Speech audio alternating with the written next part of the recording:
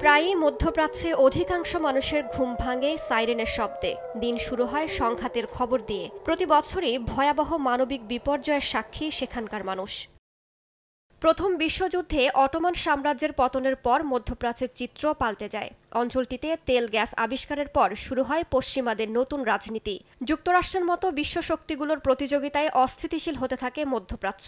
1948 সালে ইসরায়েল রাষ্ট্র প্রতিষ্ঠার পর আরও অশান্ত হয়ে পড়ে অঞ্চলটি। বিভিন্ন সময় ইসরায়েলের সঙ্গে সংঘর্ষে জড়ায় আরব দেশগুলো। আন্তর্জাতিক গণমাধ্যমের তথ্য অনুযায়ী অন্তত 7 বার বড় ধরনের সংঘাত হয় আরব ইসরায়েলের মধ্যে। 1948 সালে নিজেদের স্বাধীন রাষ্ট্র ঘোষণার পর মিশর, ইরাক, জর্ডান, লেবানন ও সিরিয়া ইসরায়েলে হামলা চালায়। এ যুদ্ধ চলে 1949 সাল পর্যন্ত। যুদ্ধে আরবরা পরাজিত হয়। 1956 সালে সুয়েজ খাল কেন্দ্র করে ব্রিটেন, ফ্রান্সের সঙ্গে যৌথভাবে ইসরায়েল মিশরের সিনাই উপদ্বীপে হামলা চালায়। 5 দিনের মধ্যে গাজা, রাফা ও সুয়েজ খালের বেশিরভাগ অংশ দখল করে ইসরায়েল। 1967 সালে দ্বিতীয়বার আরব ইসরায়েল যুদ্ধ বাঁধে। 6 দিনের সেই যুদ্ধেও মিশর, সিরিয়া ও জর্ডান ইসরায়েলের কাছে পরাজিত হয়। 1973 সালে মিশর, সিরিয়া ইসরায়েলে হামলা চালায়, যেটি ইয়ম কিপুর যুদ্ধ নামে পরিচিত।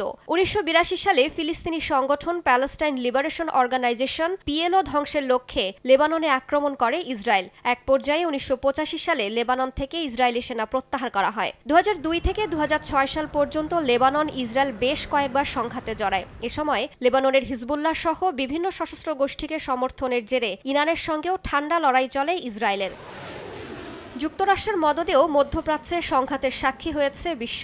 9/11-এর পর সন্ত্রাস দমনের নামে আফগানিস্তানে হামলা চালায় ওয়াশিংটন। প্রায় 20 বছর পর 2020 সালে তালেবান আবারও ক্ষমতায় এলে মার্কিন সেনা প্রত্যাহার করা হয়। এর মধ্যে 2003 সালে যুক্তরাষ্ট্রের নেতৃত্বে ইরাকেও আগ্রাসন চালানো হয়। 2011 সালে শুরু হয় সিরিয়া যুদ্ধ। এই যুদ্ধে পরোক্ষভাবে জড়ায় তুরস্ক, ইরান, যুক্তরাষ্ট্র ও পশ্চিমা বেশ কয়েকটি দেশ।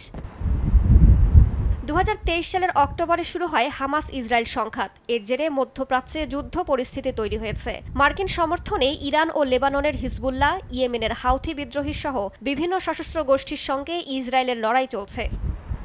রাইসা জান্নাত, সময় সংবাদ।